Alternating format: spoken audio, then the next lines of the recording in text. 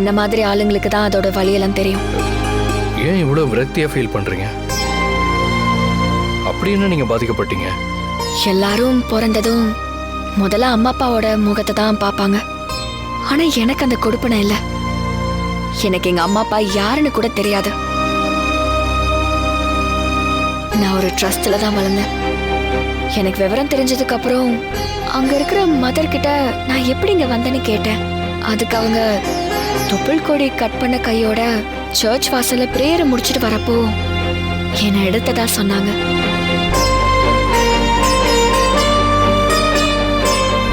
நான் ட்ரஸ்ட் மூலமா தான் டாக்டர் வரைக்கும் படிச்சேன்.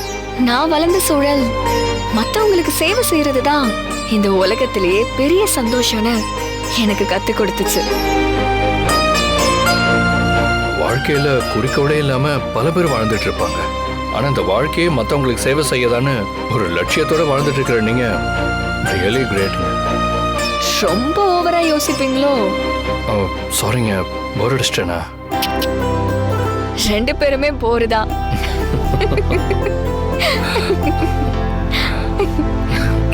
என்னோட லைஃப்ல ஒரு நல்ல ஃப்ரெண்டு கிடைச்சிருக்காங்கங்கிற ஃபீல் இப்போதான் எனக்கு வந்திருக்கு. நீங்களும் என்ன உங்களோட ஃப்ரெண்டா ஏத்துக்கிறீங்களா?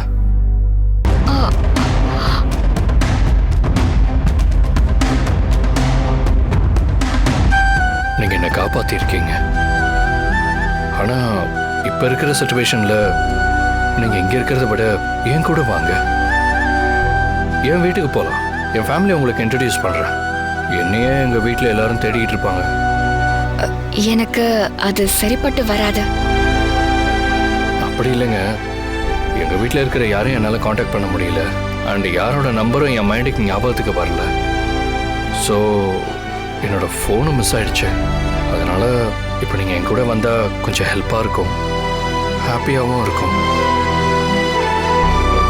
எங்க வீட்டில் இருக்கிற அத்தனை பேரும் உங்களை பார்த்தா ஹாப்பி ஆயிடுவாங்க.